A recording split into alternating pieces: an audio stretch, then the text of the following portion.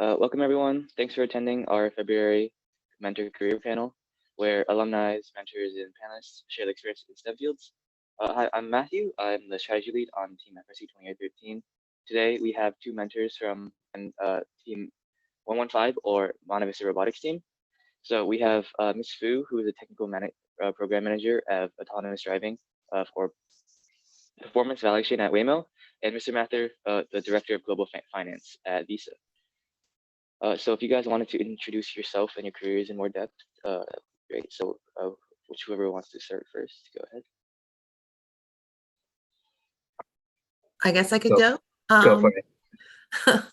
Hi, I'm Amanda Fu. I have had like an eclectic career. I've spent time in aerospace industry, about 12 years. Got to work on pizza robots and do delivery drones for Amazon. And yeah, right now I'm the senior technical program manager for autonomous performance. I work with the simulation side of the driving so that we can go through scenarios that can improve the safety before it gets on the road. So yeah, definitely down for talking more about that if that's something you guys are interested in, and like how I got to this point in time in my career. I'm happy to discuss that. Great. I'll introduce myself. My name is Ashwin Mathur. I'm currently a finance manager, finance director at Visa. I've kind of spent the last few years in the finance organization. Prior to that, was doing more of a business job, doing business analytics, and did a lot of work with data. And so right now, kind of in the intersection between the business side and partnering with a lot of product managers on kind of helping them build cool new things within the payment space. And I've been in payments for most of my career over the past 10 years. Thank you so much for that introduction. So without further ado, let's move on to some of the more in-depth questions. So let's start off with, so what do you guys do in your career on a day-to-day basis? So Mr. Mathur, if you want to explain more about what your career is like and what you have, your responsibilities and duties are on a daily basis. Yeah, so I can kind of talk about what somebody in finance does in kind of a corporate finance world. What I do is a lot of kind of working with the business teams, with product managers, with engineers to kind of help them develop what their budgets are going to be and what their forecasts are going to be for different things. So on the revenue side, it's kind of how much is this product going to make from a revenue perspective, working with them on different initiatives, like how are we going to increase the money we make from a different product, whether it's launching it in a new market, increasing or changing the pricing of an initiative, or kind of a combination of multiple different things on kind of tracking that and seeing how do we help make a product grow. And then on the expense side, there's kind of a lot of expense management and investment management, trying to figure out, okay, how many resources do we want to put towards a specific project, towards a specific initiative?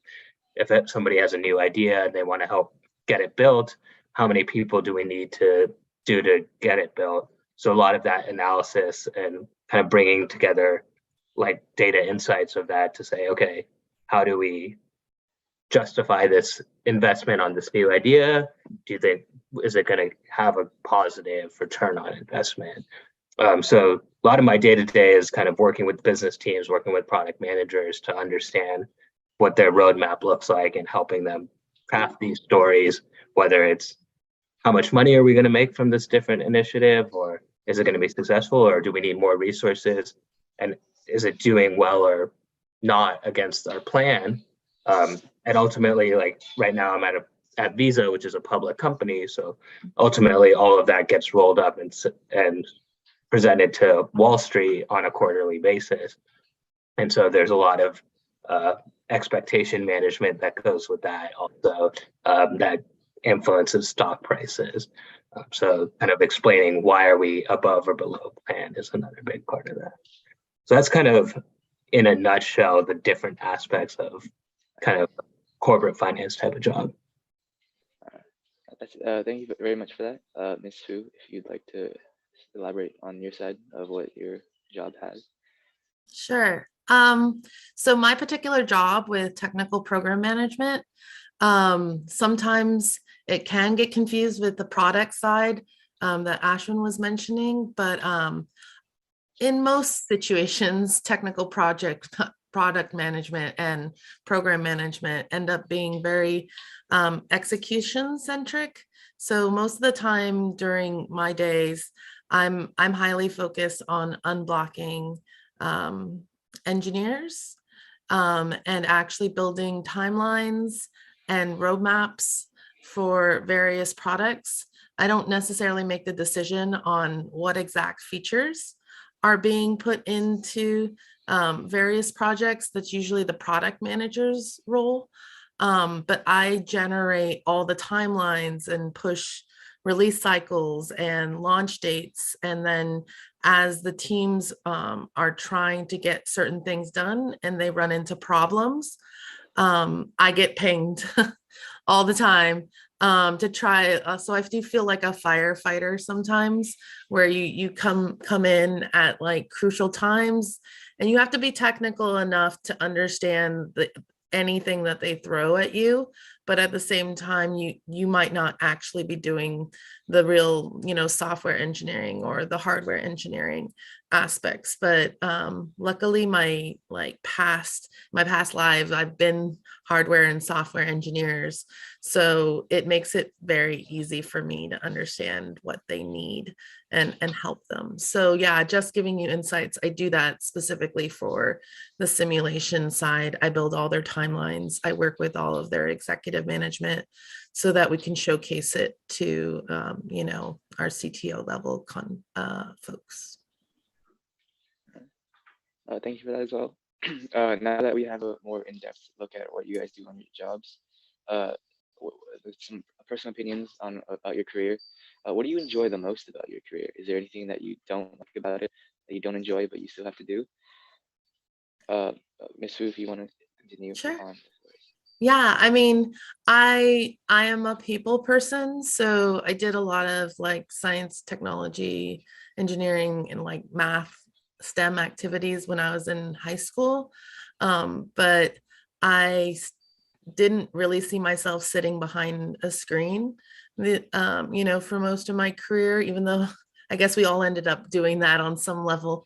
But yeah, so I wanted to interact with people. So my favorite part is like actually helping people and actually hitting a deadline when, everything was going wrong and, we all had to come together. So I like the teamwork aspect of it. I think the part I least like is taking someone's vision and like the chaos that is with like a new project and actually breaking it down into individual steps with individual owners. It's not a natural skill set for me. I'm a little bit more haphazard. So learning how to do that and learning how to fill every single line and care about every single task is something I kind of had to learn to be okay with. It's definitely not my favorite part of TPMing. Yeah, I'd rather go fix a problem than fill out a spreadsheet and make sure every person's accounted for. So yeah, every job has its ups and downs. Could you give us another example of like a Sure. specific example of one of your one of those moments where you either really liked doing something, for example, Yeah. your teamwork, one example for me where it really paid off, or something where you just could not deal with, say the Oh, sure. of your. One example of me like working together and figuring out like what the key issues are like over at Lockheed, near the end of our product development, we ended up having to replace the ASIC, which for you guys is like equivalent to like the CPU of a computer. So once you're finished with everything, you have to suddenly replace the brain. It's not a good sign. And so what I had to do was I had to not only work with like the hardware engineers and come up with a timeline to build the new ASIC, but then I ended up having to work with the test engineers and figure out the testing cycles and work with like system tests, because then we put it in a box and then we put it into a missile, you know what I mean? And it grows and grows, and having to work with all those various people to come up with the end timeline and actually beat expectations of when we were supposed to deliver. I think that was an example of one of my favorite moments of coming together and getting everything done. I see. That's very interesting. Thank you for that. Yeah. So, Mr. Mathur, if you have your own response to that, more on hardware side or software side, or engine stuff. Yeah. Yeah, I can kind of talk about like what I like and don't like. Like Amanda was saying, every job kind of has its pros and cons, Of course. and that's something you'll learn throughout your career on how to navigate those, because there will be some cons that come with everything you do. But let's first talk about the pros, because that's obviously more fun. What I like about kind of being in a finance-business role is I spend a lot of time kind of sifting through data and looking at different data of different products and how they're performing. So kind of finding interesting insights or new insights on how a product or a business group is performing, and how we can potentially like take those insights to either make that business group better, make that product better, is what I really enjoy, is kind of uncovering that secret sauce in the data. So there's like a lot of different ways to do that, and it sometimes gets challenging in terms of like sifting through a lot of data and getting it from different sources. In big companies, there's different sources of data across the company that sometimes don't always talk to each other or speak the same language. So that's like, I guess, some of the con part, right, of trying to navigate to bring all of that together. But once you're able to bring it together and kind of come up with a cool model, cool insight, as a result, then it feels good and impactful, because then you're able to like provide some new insight, hopefully, to management to help make the business better, make the product better, kind of identify, hey, these clients are doing this way, why don't we do it like that?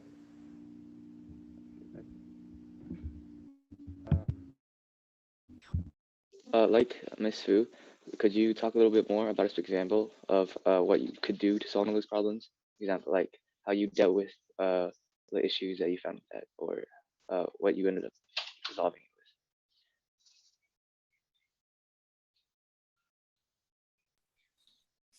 Was that to Ashwin? Oh yeah, to Ashley. Yeah, I can like I can talk about different times when I've had to like resolve different problems. I think a lot of times when a product isn't performing as well as expectations, you kind of have to look into what's going on with it, right? Whether it's something to do with a specific client, or something that happened that we changed in the code that is causing the product to not perform as well. So kind of like, there's been times when you look at day-to-day data and you see, oh, there was a big dip in this segment of the product. What's driving that? Then you kind of have to work with the different groups to understand, okay, did we do something in the code? Did we launch a new feature that might be causing this? So that's kind of interesting. One thing that I guess an interesting insight that I learned pretty early in my career was like a lot of times when you see some data and you're saying, oh, okay, it's like things are going well and things are going up and to the right is kind of the term, right? It's like the graph is looking very positive. Sometimes that's not always a good thing, right? I'm in like kind of the payment space, and sometimes that might mean oh, there's like some bad actors or some fraud happening, and that's what's driving something up and to the right. So not always just looking at when the data insight is showing a negative thing and understanding what it is, but also understanding why is it going up so fast is equally as important, because that might not be as expected either. So that was like a early insight for me, that normally you only pay attention to all the negatives, like why is this not doing well? But then if it's doing really well, you sometimes ignore it, but understanding why it's also doing well is equally important. Thank you so much for that. Thank you to the both of you for providing more depth about your careers. It's very helpful to anyone who's interested in the careers that you guys have chosen. So if we can move on to something that's more about entering your career, is there anything you wish you had known about your career, or any knowledge or skill that you knew that you wish you knew before you entered your job, career, or career path? If you, Ms. Fu, you want to start us off again? Sure. I think one thing that I sort of wished that I knew when I was younger is that like I didn't have to be an engineer to be in the tech industry. I think as I was growing up, I felt that, I only had to be an engineer, and that like if I wanted to do robotics, I'd have to be like the engineer person doing like all the engineering work, and that was the only way to be part of like one of these types of teams. I think that was not something that was very clear to me when I was younger, that like it takes all sorts of people on all these engineering teams, and not everyone is an engineer, and it requires everyone to come together, and like how business ops and other areas are just as crucial to the success of a company, as just having great engineers who know how to do the work, being able to explain what you can do and talk to people who aren't engineers, and have the patience levels to like communicate that knowledge base so that everyone else on your team can actually provide their value added as well, is something that maybe wasn't critical when you're in high school. You just want to get it done and you want to get first place and go. But I feel like if I knew a little bit more in high school, that like those verbal skills and like communication and all these other things that are not necessarily straight up I'm good at math and science actually make or break a lot of engineers going into leadership roles. I would have spent a lot more time developing those skills in high school. Yeah, I think that was one of the big things that I wish I knew when I was younger. Very similar to how FRC has the business side to it. It's very great Yes. how, yeah, it's amazing, Yeah. the different sub teams or outreach. Yeah, it's really great how high schoolers can experience the business side of robotics now. Yeah, it's one of the only places that has all the little components. So yeah, I thought you guys could get that kudos too. It's first. Yeah. Now, Mr. Mathur, if you have your response to that, anything you'd like to know or you wish you could told your past self about your industry or Yeah. career path? Yeah, I mean, definitely echoing what Amanda said. That's a big one, is like obviously math and engineering and your technical skills are important, but equally important, right, is all of these soft skills, or understanding the business side. Like, how is it going to translate into something that's going to generate value, right? And so that's one big thing. I think the other thing that I would add is just like knowing that your career is not like always a straight line, and it's like not a sprint, especially in high school. Like, I know you're spending a lot of time kind of worried about the next test and SATs and college apps, right? And then there's always the next big thing, and you're sprinting towards the next big thing. Most people's career is like over decades, right? So your career is not not a sprint. It's over a long period of time, and so you don't have to get to the next thing right away, right? A lot of people take their time to understand what they're good at, what they like, and what you do in high school or college doesn't necessarily mean what you'll be doing 10 years out of school, right? And people are able to pivot and make changes over that marathon. And so you don't have to be wedded to what you decide you're going to major in is going to decide the rest of your career necessarily. There's a lot of people who pivot and change over that long period of time. So that's just something to keep in mind, that it's obviously important what you need to do in high school and in college, but there's always continued room for growth. For sure. Thank you for that advice. Speaking of advice for careers, was there any specific skills or skills, or techniques that one of you guys need in your careers to do well, that you think is very vital to your career, that someone should know before they start on that career path? If you want to start us off again, Mr. Mathur. Yeah, I'm trying to think like what's a vital skill. I mean, so like there's different, different fields have different, like what is kind of like their bread and butter, their baseline skills that I think most people need to have if they want to be in a given field, right? So like with programming, there's certain aspects you need to understand to be able to like program and be a successful programmer. For finance, there's a lot of like skills in terms of like understanding Excel and being able to build an Excel model is kind of the baseline skills.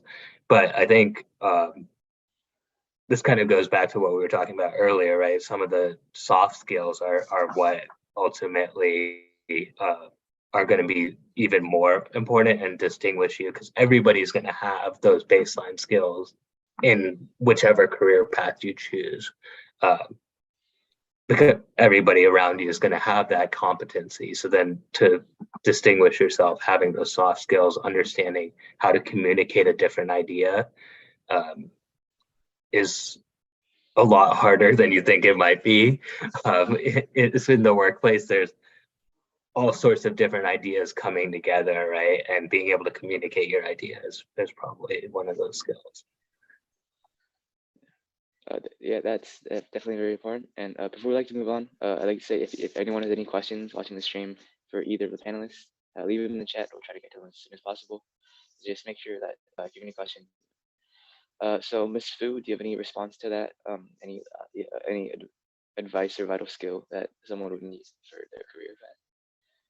Yeah, especially in the start, I think when you're starting and you're trying to find your first set of jobs, I think being able to know what you want to start with is really important. It doesn't, like Ashwin was saying, is you don't have to continue it.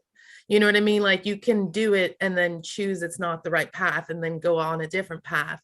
But I think it's really important when you're early career that you actually pick something and you make it clear to the companies that you're trying to interview for that's what you're interested in doing. Because being able to concisely explain what you want to do, how you want to do it, like what kind of stuff activities you want to work on, actually gives you an upper edge, because most of management has 12 to 15 employees all trying to do different things, and people saying, oh, I just want to do well, or I want to perform good to get a promotion, and not necessarily having a clear career path and understanding what steps it takes to get there. It seems to be a struggle for young folks in order to do that. So I would highly suggest, reach out to mentors. Mentor, because we need to practice, and we also need you guys in order to become better mentors. So understand, I think if I were like starting new, learning how to reach out to people, build networks, be able to clearly define what you want to do next, even if it changes next week or the week after. Being able to do that, I think, sets you up at the very beginning. So no matter what you do, you have that ability to explain yourself and make the proper connections, because that's ultimately, in my career at least, that's what gets me my opportunities, is the connections I build and my ability to explicitly say, well, what I want to do next. So Yeah, definitely very important to know exactly what you want to do and be able to. Um, is there, for both of you, once again, is there any specific skills that are related to your career in specific, like oh yeah, something that, yeah, would like Mr. Mathur pointed out, Excel spreadsheets, they're very important to have with the banking.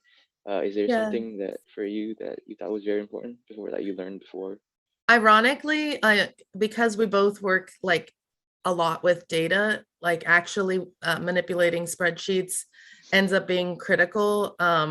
It's kind of sad that everyone has different tools, like there's Jira and like a whole bunch of other tools that are essentially really big spreadsheets and like smarter sheets, haha, like one of them is called Smart Sheets. And those things are very useful to visualize timelines and roadmaps that people are building. But I feel like, especially in my role, I'm working with a lot of different people with a lot of different agendas. I actually think having patience and being able to handle like maybe people yelling at you every once in a while, or like getting mad, and being able to be calm under fire is a skill set that might not be taught in school. But like having crucial conversations and being able to whittle it down to what are the root causes, and actually be able to focus the teams on fixing the problem rather than getting frustrated, and having the patience to listen to everyone and to figure out what the real problems are is something that isn't for everyone. Like, I'll be honest, it's not as a, like, what's it called, glorified as folks may think.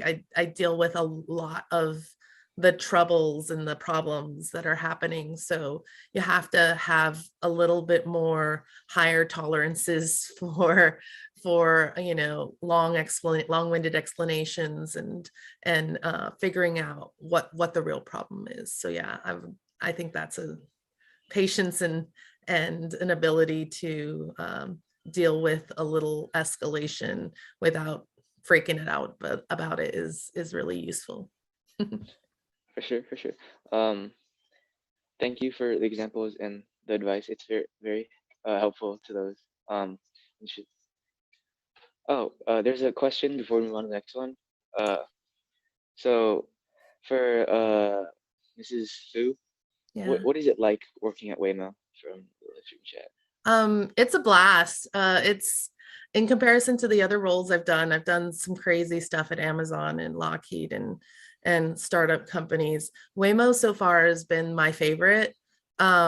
It's working with a bunch of like extremely intelligent people who are on like the cutting edge of machine learning, and having machines teach machines, and figure out what's how to keep people safe on the ground and inside the cars. I feel really lucky to be working there right now. I think it's all about being able to keep up with all the changes in technologies. Like 10 years ago, there weren't TPUs, for a lot of the graphical interfaces that I think you guys have seen in the past. There were just CPUs. You guys have GPUs in your gaming PCs and stuff like that. That stuff didn't exist when autonomous vehicles were starting out. So trying to keep up with the changing hardware and still keep up with the emerging software technologies, it's amazing watching people adjust in large groups. Like, you can turn on a dime in some of these companies. So yeah, if you have specifics about Waymo, please don't hesitate to like reach out to me. I'm pretty sure Matthew will, provide our email addresses at some point in time. Yeah, and connect, and you can ask more questions about it. Thank you for experience at Waymo. We can turn this question, might as well. Mr. Mathur, what is it like working at Visa? What's your personal experience with it? Yeah, I can talk about a little bit about Visa. Visa's a very like amazing place to work because it's a world-known brand, right? It's kind of how payments happen across the globe. So that from that perspective, it's really cool to be part of a company that has such a large reach, such a big brand, and is kind of like fintechs are very hot right now. But like Visa's kind of one of the original like fintech companies that kind of is bringing the infrastructure, the technology infrastructure to financial services. So that's kind of what's super interesting about it. And it's even though it's such a big brand and such a big name, there's still like a lot of people use cash for their day-to-day transactions. Not so much in the US, but just when you're looking at it worldwide. And so getting people on electronic payments has a lot of benefits. And so helping kind of drive that mission is very interesting and pretty cool. Thank you for both of you for your experience. And before we move on to another topic, is there any advice you would give to someone who's just now beginning to take interest in the industry, either out of college and high school, who even if they've been inspired by this career panel, if they take an interest in either the career panel paths that you guys have chosen or the industry itself, would you have any advice to like take action on? Ms. Fu, if you want to start us off. Sure. It's something I learned in my 20s after the fact, but I think you guys could do it even now. Each one of the industries has its own language, its own buzzwords, its own keywords. So you coming out of high school or college, you'll know these very basic terminology that's utilized in educational institutions, but they don't call it the same thing in fintech versus tech. We call things different. One thing I would highly suggest you guys do is, if you find an industry that you like, go find meetups or kind of volunteer opportunities to kind of hang out with those kinds of communities. Like there's gonna be some launch festivals in San Francisco. You guys are so lucky. You're like right here in the Silicon Valley. Like there's so many activities, and these activities normally cost $1,400, $2,000 to just attend. But in my 20s, when I was a mom and I didn't have disposable income to just go to all these things, I actually just volunteered for registration and would sit there at the table for 2 hours and like register people for these events, and then be able to spend the rest of the time attending and talking to these awesome people that have booths and knowledge base. And then as you talk to them, you learn how to speak that language. So you're not limited to just the industry that you work in or you're interested in. If there's other industries that you want to get involved with, go volunteer, go spend some time. They need you. And so you get the opportunity to learn for free and attend these things. And yeah, just fill your weekends with these types of things. Especially, I feel like January, February is the perfect time that all these festivals and stuff like that are occurring around here. So just Google and find things and then volunteer. There might be limitations on age. I think it's 16 and over, but as you guys get older, 18 and over for sure, you guys end up having all the opportunities to try these things out. So that would be my advice to you guys is volunteer for as much stuff as you can in your 20s. You'll get much more knowledge out of that than like any class. Yeah, we're definitely very lucky to live in Silicon Valley with all this tech and youth FRC, where there's teams in nearly every high school. So, and if you guys are thinking about volunteering, I know for a fact that the nearby regionals are accepting volunteers. So like SVR, CVR, those are really nearby. So if you guys want to volunteer there, get some experience, see some of the FRC teams. If you're not already in first, that'd be really cool.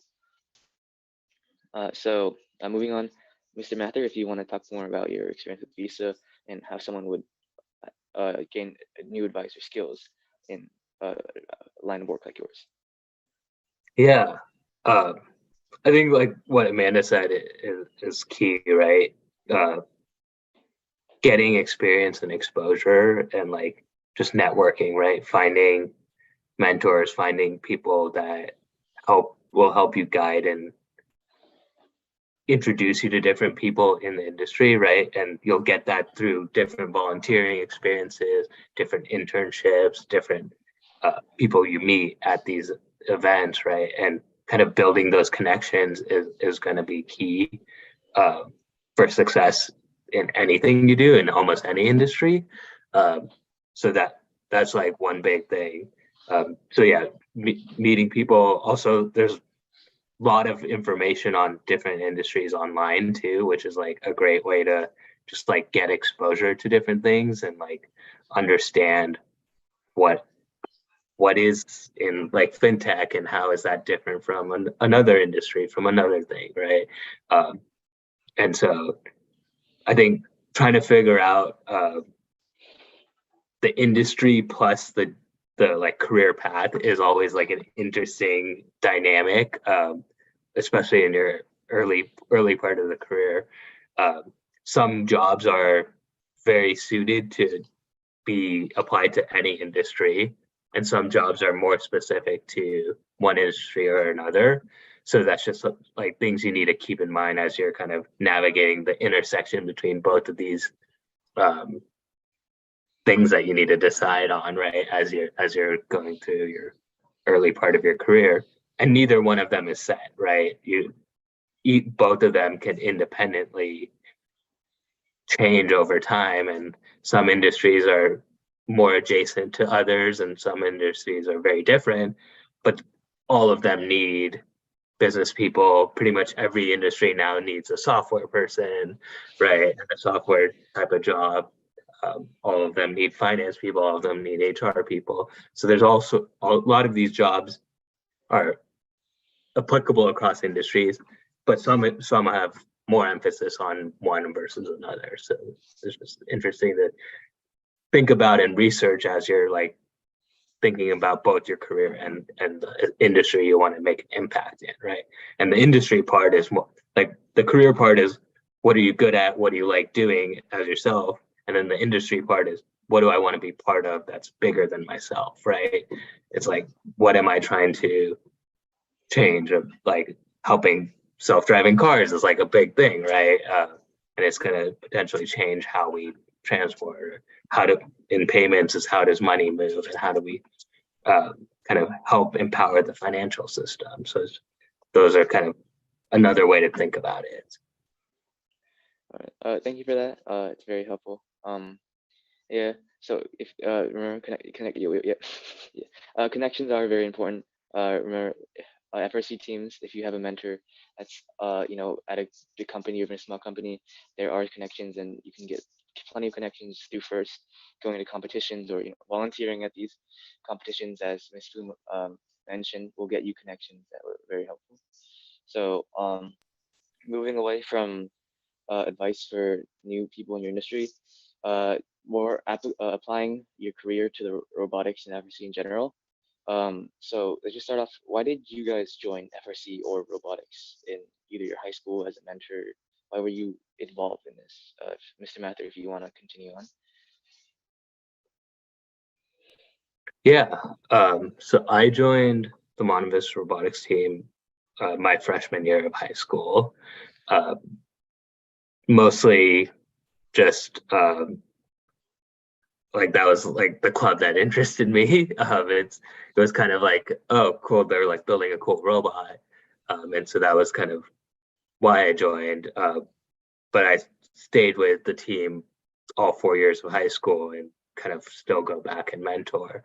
So got very deep into the FRC and FRC world as a result, um, and got super interested on both like the mechanical side my first couple years, but then over time was more on the leadership side, helping manage and run the team, which actually pivoted me into my business career that we were just talking about. So that's my FRC and Monte Vista background. All right. Ms. Fu, if you want to talk about how you joined Monte Vista or why you're involved. Yeah. Yeah, I joined actually even before Monte Vista. I was part of the Society of Women Engineers in Lockheed Martin, and honestly, it was for my daughter and my son. Is that I felt like I'd like to be 2 or 3 years ahead of what they're dealing with, so that, hey, if I was a judge or if I did mentor teams, I'd know better when my kids were in high school. And they're both on the current Monte Vista robotics team. Yeah. And so I think for me, I kind of got involved because I want to give my kids the best opportunities at being successful at what they're doing. And I wanted to nurture that passion. Part of it is I didn't necessarily see a ton of women when I was younger in a lot of these fields. And so I wanted to be approachable and not, have to be one specific type of woman engineer, and be able to show like other women that, you can be involved, you can work on rockets, you can work on robots, you can work on autonomous vehicles, and still lead the way in all these aspects. And it doesn't have to be one way or the other, and everyone can choose. So I definitely got involved in order to make sure that there's good equal representation, that every kid can see a piece of themselves in mentors that they see. Yeah, thank you for that. It's very inspiring to see you so dedicated to a cause like FRC. It's definitely great how easily joinable FRC was, and Yeah. I definitely joined my freshman year because the cool robots were definitely very cool. It's very amazing to see a group of high schoolers build something insane like this. Now, so things that are applicable from your job to robotics. Let's start off. So, is there anything that you've learned in your workplace that could be used for robotics, whether it be FRC or anything in general? Ms. Fu, if you want to continue on with what you were saying earlier.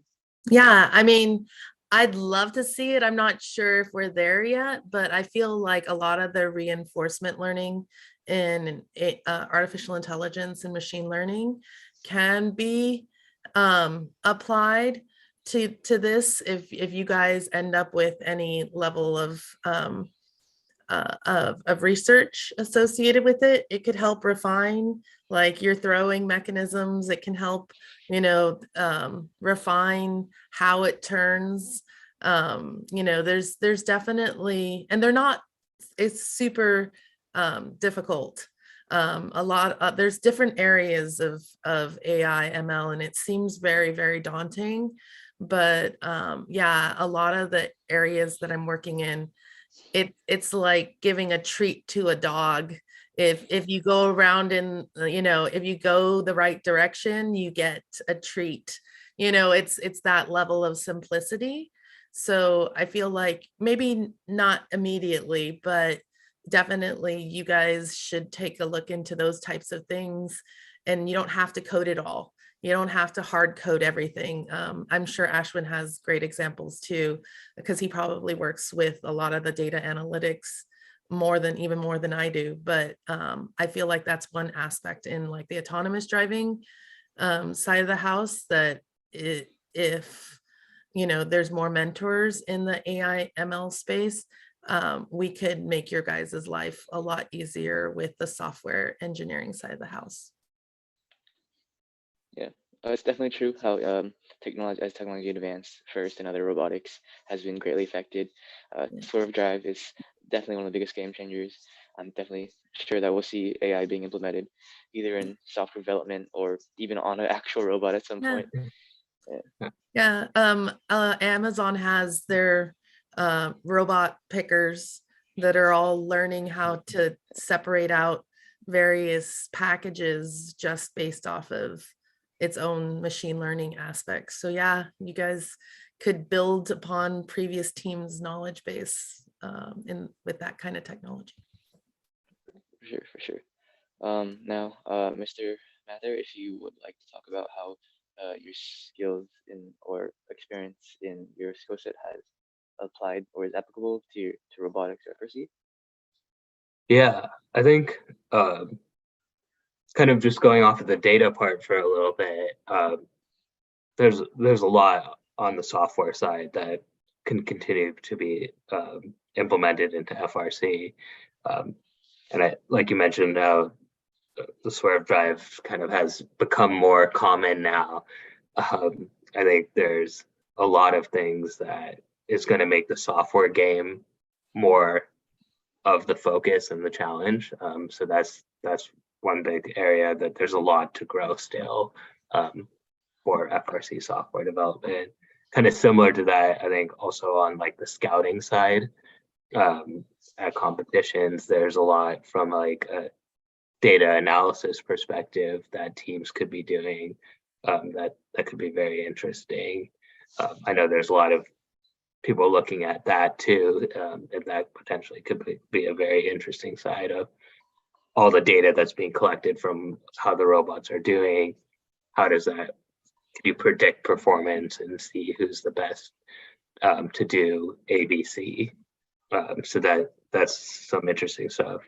Kind of on the more non-technical side would be, I think being a high school team, that like there's different teams that are run and managed different ways, but like implementing project management is always a challenge. I know all the teams are always scrambling to try to finish the robot in time for competition, and always behind schedule. So like as you get into your careers, like project management becomes a big part, right? And like building timelines, like Amanda was saying, is a huge part of it. And so just implementing that more back into FRC and into your teams is another thing that I would say is applicable both directions. Yeah, it's definitely true how data analysis has a massive part, and FRC, as strategy lead on my team, I've definitely spent a good few hours staring at a spreadsheet of data, coming to a few conclusions. It's very much one of the highlights of my days. Yeah, thank you so much. Those were very helpful to what we could do with your knowledge. AI is such a big thing now these days, and having it applied to even FRC with the software where it's generating these insane things that we could do with it. Now, if we'd like to reverse these, if there's, we talked about how things from your job or career could be applicable to robotics. Now, is there anything that you guys think that someone in FRC or FIRST or anything in robotics, they could learn from there and use it to apply to something in your career or even any kind of career? Mr. Mathur, if you want to talk about that again. Yeah, I think,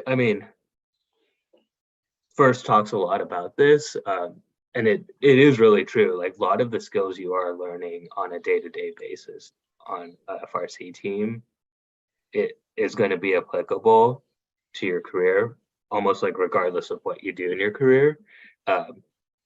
Obviously, if you're doing software on a FRC robot and you continue with programming, there's going to be things that you'll learn now that will be applicable in your career, but then also you'll be potentially programming in different languages that you'll have to learn that in later down. So like those technical skills are going to be huge, but I think the non-technical skills will be even more important that you're learning right now in your FRC team, whether it's like, I was just talking about deadlines, like how do we meet a deadline to build the robot in time for a competition, right? That's a very real thing in everybody's career and everybody's job. There are deadlines and you have to meet them somehow, right? And being able to like think critically about, okay, I have this deadline coming up, or I have a match in 5 minutes, right? And this part of the robot's not working. What can I do to fix it in the next 5 minutes, in the next 2 days, whatever the time frame is, to still be successful on the field, right? Is a thing that also translates. Obviously, it's not successful on the field, but it could be successful in a presentation, have a positive launch on a new product, whatever it is, right? And so being able to think critically under pressure, I think is another big one that you're learning right now. Yeah, that's definitely true. I know for one that our team has certainly been on the side of being late, rushing to finish auto paths, or making sure that we can actually operate as a robot at a competition has been quite stressful. So setting deadlines and organizing meetings has definitely been one of the bigger things that we have to pay attention to. And critical thinking, such as like the thinking of brand new ideas on how to approach problems, such as kickoff, definitely something that could be used in career paths later on. And if Ms. Fu, if you want to say something that you think is also applicable from your job to applicable from robotics to your job or career path? Yeah, I mean, very similar to what Ashwin said, was like all of the things that you don't realize you're learning in robotics are actually the things that you're genuinely getting a head start on, because other kids your age aren't getting the opportunities to worry about a deadline, worry about like pit speaking, and being able to explain what you guys did at the drop of a dime and be able to do it extemporaneously, and or even doing like chairman speeches where you have to explain all your guys' outreach programs and everything to a large group, and be there in front of a large group of people. These types of things you don't realize, like these are opportunities that not every kid gets to do. And honestly, those things give you a leg up in the real world, because even if you're a software engineer or hardware engineer, you're not constantly welding something together, or you're not constantly building the software. You're going to have to go to some presentation with some manager or leadership and have to do these explanations and have to explain why you're late to a deadline, and provide a TPM, estimations on how long it's going to take you to do certain things. So all those things that you guys are doing on a day-to-day basis that you sort of say is just part of the day-to-day activity, like those are the things that are actually going to give you the leg up when you're actually working in your career, because you're going to be used to it. You're going to give a great estimate right off the bat because you remember when you didn't foresee something and you were 1 or 2 days late or stressed out at the very end. Like you'll learn from those mistakes that you made and then not apply it at work, and it gives you the opportunity to be the superstar on your team because you will have already known how to handle those types of situations. Yeah, that's definitely true. We have had those experiences in the past. It's great that we're so incredibly lucky to have joined FRC at such a young age and be able to experience all these. Definitely been able to get scheduling much better. I've begun, this new year we spent like a dedicated good week just to scheduling what the competition would be like. That's helped me with scheduling homework, scheduling tests. It's so much better, and all these organizational. Even I actually this career panel example of this. I never thought I would be in a public speaking role such as this, but joining FRC has allowed me to do that. So it's really great how FRC just allows you to do things you never thought you could do, but they're just so important in life that you kind of overshadow them. You don't really understand them until FRC gives them to you. So I think that's all the questions we had prepared for this. We had a few questions in the chat that if you guys would like to answer. Miss Fu, I think your specific question was, how did you approach changing jobs and pivoting in your career from aerospace to Amazon to Waymo? If you'd like to elaborate on that. It's an experience. I could spend hours talking about it, but like TLDR, it was not an easy experience. I spent 12 years in aerospace, so that on my resume pretty much just made it very difficult for me to change industries, because I was ingrained in essentially the aerospace way of doing things. Very much like Ashwin said, like it's not just a one-way trip, like a sprint to the end. I actually took a detour, took a less intensive role, but in a new industry, which was the LiDAR industry. And so by shifting industries, but not necessarily shifting jobs, and honestly taking a pay cut in order to do the things that I wanted to do, it was a difficult situation, like you have to learn. I took it in stride. It was a startup, so I was the only TPM. So that gave me the opportunity to learn a lot of the terminology. Like I was saying, I wish I had, gone to more meetups and understood the tech versions of aerospace terminology. But the pivoting to Amazon wasn't that entirely difficult.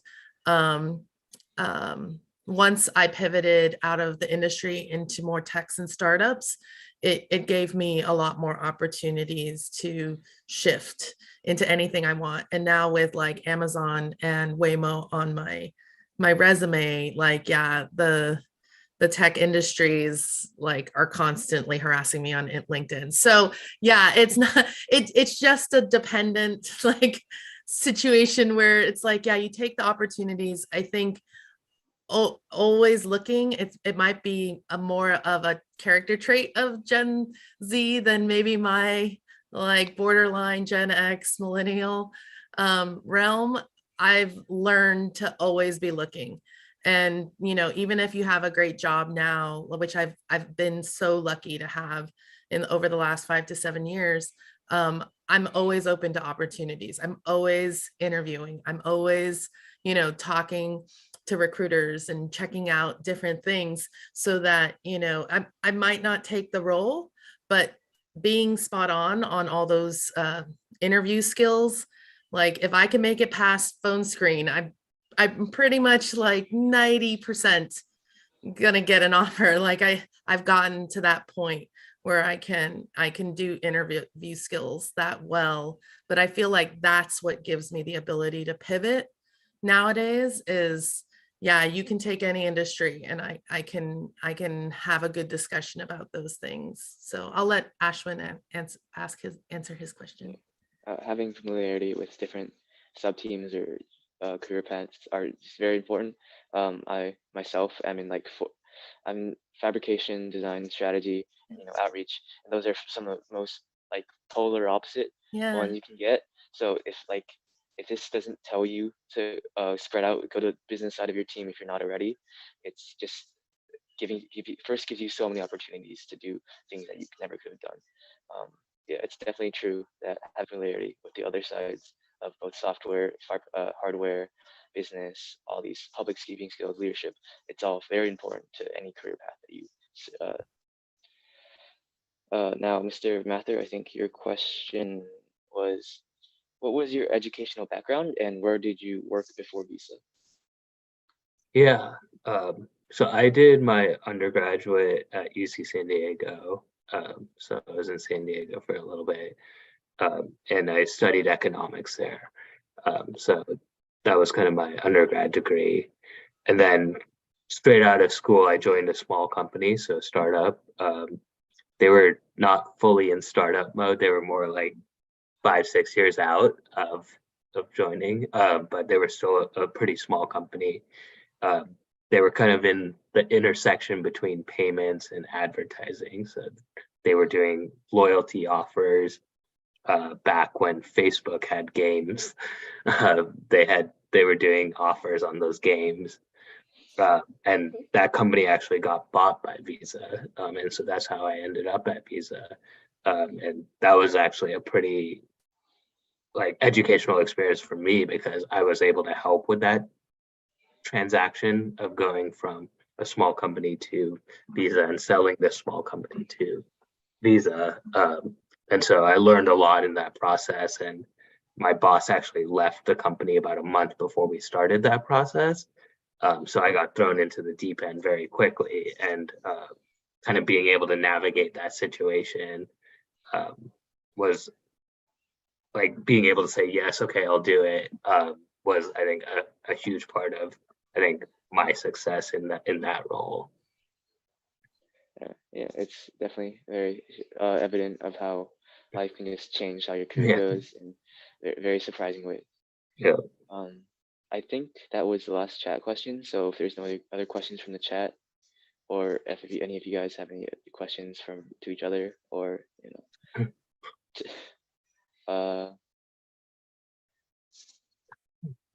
I think that should be it for now. Thank you so much for stopping by. This has been a great help. We're definitely gonna be. Hopefully, we'll see you guys either at 115's school or lab when we see them. Otherwise, maybe at Cal Games. But thank you so much for stopping by, and thank you for giving all your advice. That's incredibly helpful to anyone looking at it, and even me. So thank you. Yeah, great conversation. Yeah, thanks for the invite. All right. Yeah, thanks. Take care. Bye. Thank you so much. All right, bye.